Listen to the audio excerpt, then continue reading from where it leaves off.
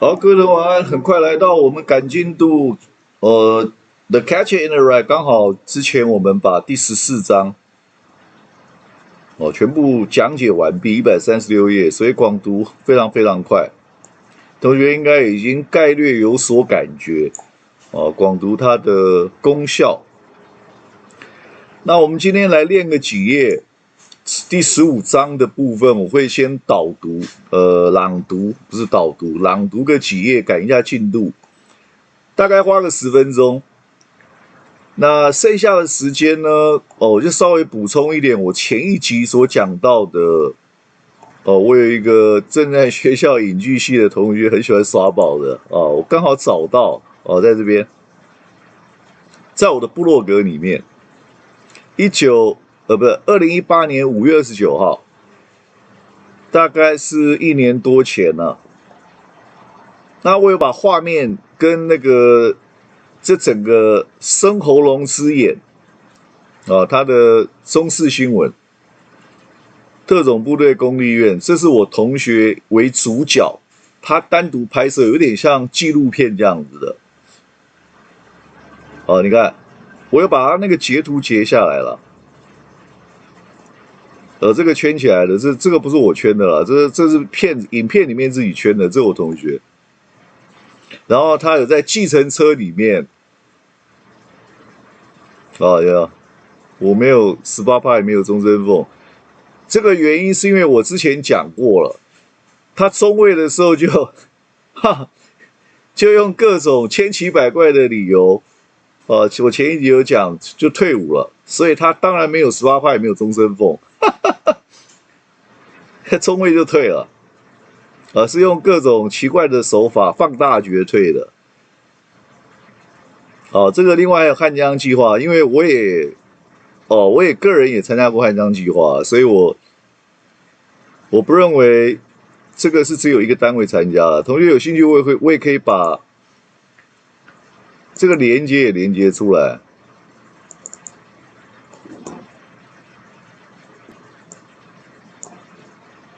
这个是我在2012年更早了贴的，里面有相关的内容，包含有一些文件，这里面还有个人当初的英姿，这个我在里面有写，所以同学有兴趣也可以点进去看，我这个就不多花时间讲。汉疆计划的部分，那同学可以来观摩一下这部影片。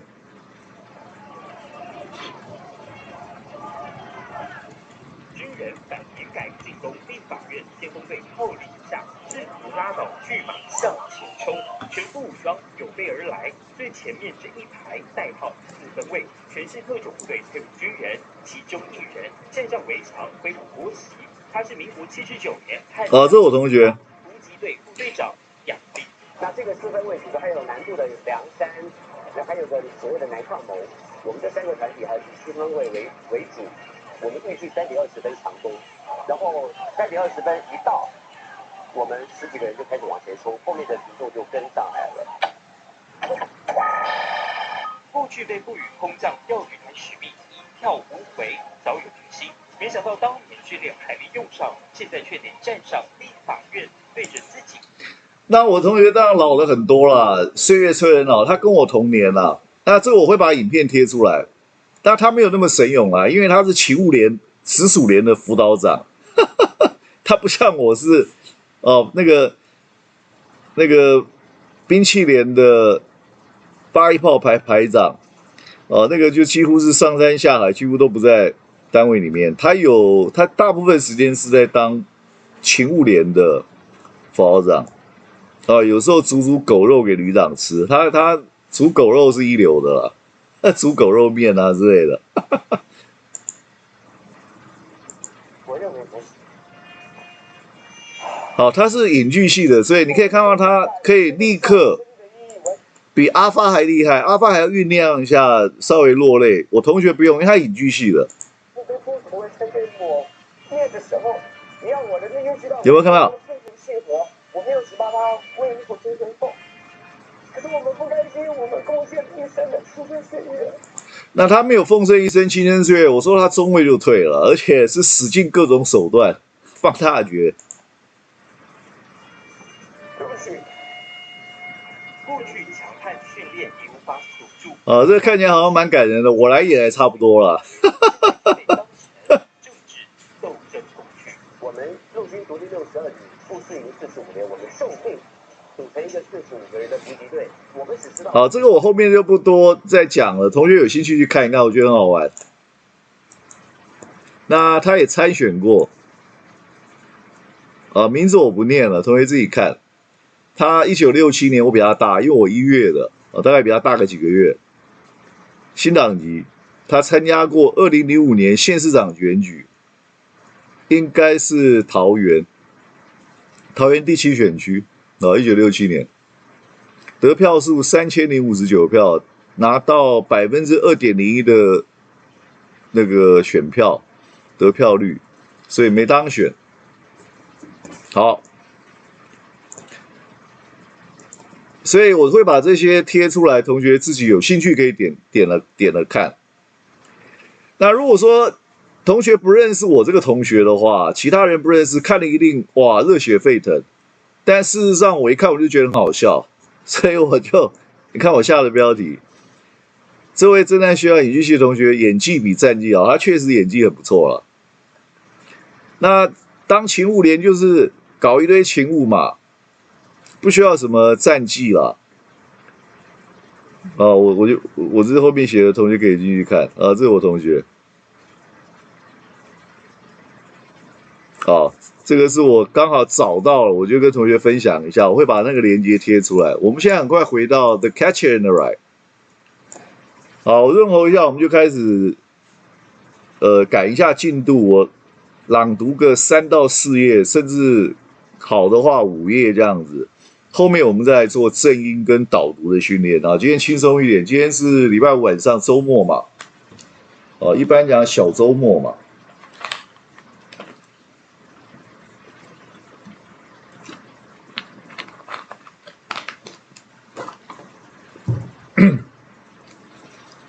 好，我就直接开始。页数是137，15章。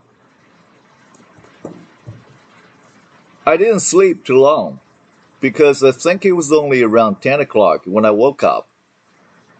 I felt pretty hungry as soon as I had a cigarette. The last time I'd eaten was those 2 hamburgers I had with Brossard and Ackley when we went to Hagerstown to the movies. That was a long time ago. It seemed like 50 years ago. The phone was right next to me, and I started to call down and have them send up some breakfast. But I was sort of afraid they might send it up with old Morris. If you think I was dying to see him again, you're crazy. So I just laid around in bed for a while and smoked another cigarette. I thought of giving old Jan a buzz to see if she was home yet and all. But I wasn't in the mood.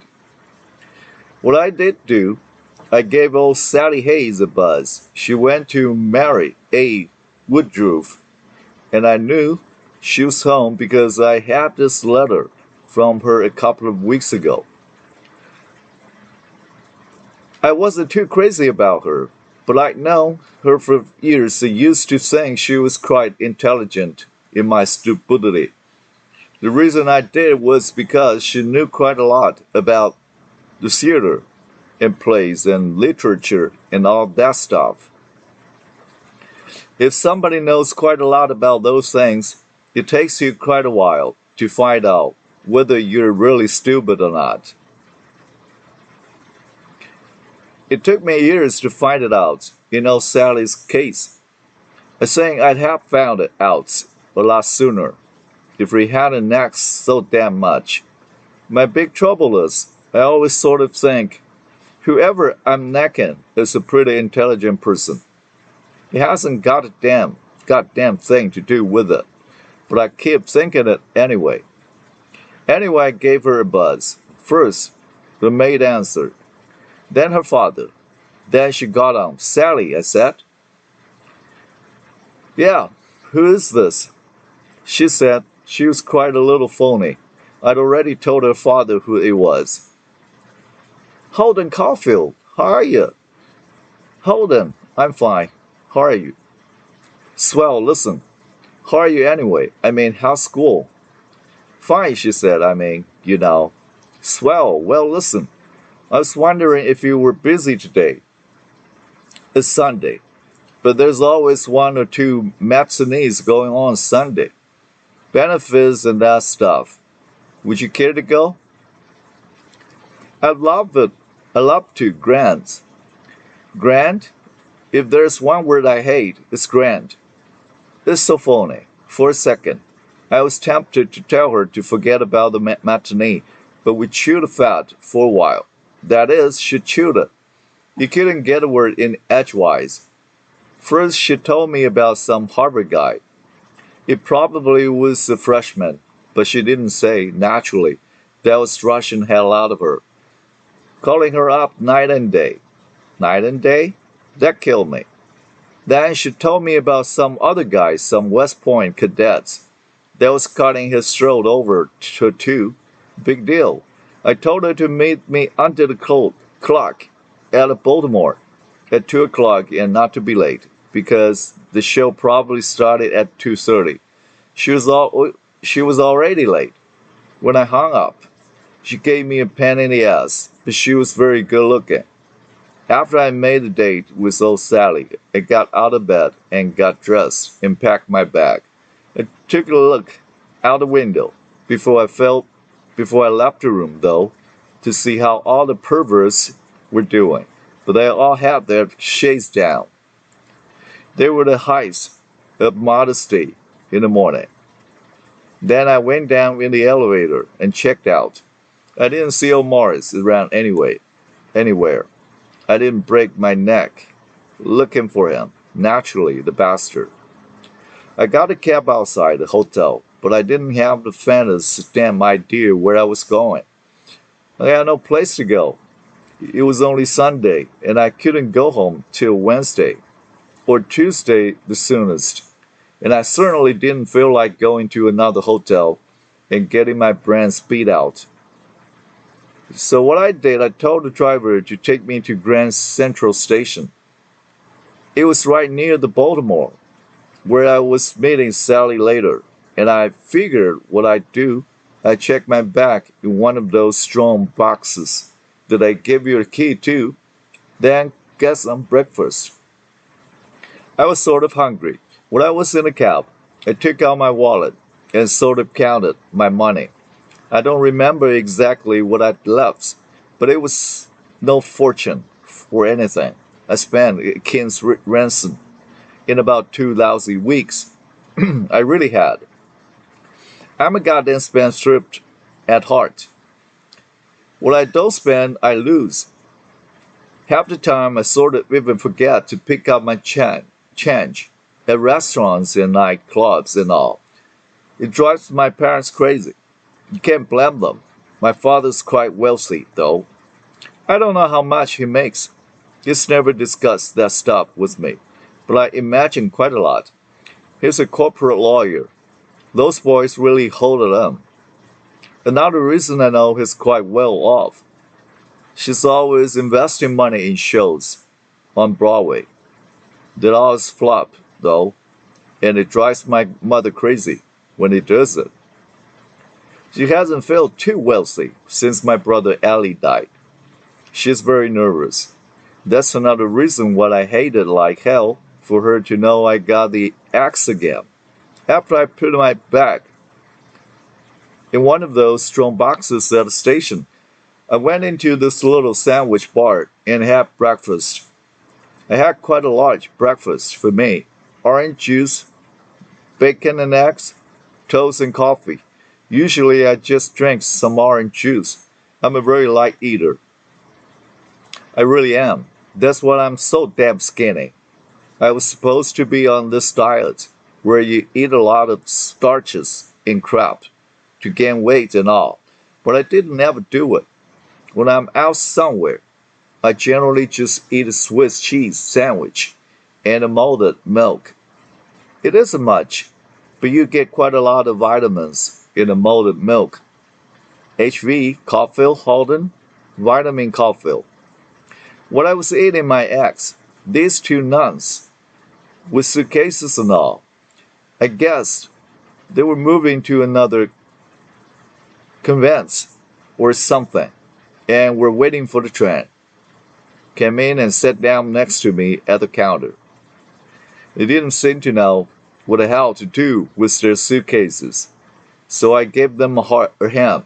There were these very inexpensive looking suitcases, the ones that aren't genuine leather or anything. It isn't important, I know. But I hate it when somebody has cheap suitcases. It sounded terrible to say it, but I can't even get to hate somebody just looking at them if they have cheap suitcases with them. Something happened once, for a while, when I was at Elkton Hills. I roomed with this boy, Dick Slagle, that had these very inexpensive suitcases. He used to keep them under the bed instead of on the rack, so that nobody see them standing next to mine. It depressed holy hell out of me, and I kept wanting to throw mine out or something, or even trade with them. Mine came from Mark Cross, and they were genuine cowhide and all that crap, and I guess they cost quite a pretty penny, but it was a funny thing. Here's what happened. What I think, I finally put my suitcases under my bed instead of on the rack, so that old Slagle couldn't get a goddamn inferiority complex about it. But here's what he did. The day after I put mine under my bed, he took them out and put them back on the rack. The reason he did it took me a while to find out, was because he wanted people to think my bags were his. He really did. He was a very funny guy that way. He was always saying snotty things about them. My suitcases, for instance, he kept saying they were too new and bourgeoisie. That was his favorite goddamn word. He read it somewhere or heard it somewhere. Everything he had was bourgeoisie. As hell. Even my fountain pen was bourgeoisie. 141页，我看看念多少啊？后面好玩。1、2、3、4。我念5页了。好，5页已经超过原来我们通常会念的4页的进度。好，那我们今天就因为礼拜五晚上大家轻松一点，不要搞太累。我们今天就18分钟左右就这样就完了。今天就结束了。没有催到眠啦，因为不怎么催眠，但蛮好玩的啦。那个 Holden，他又想起了打了个电话，然后想起了一些事情，然后讲他以前更早之前被开除的那个学校发生的事情，跟手提箱有关系，跟他的皮箱有关系。好，我们今天轻松一点就到这个地方感谢同学，晚安，周末愉快。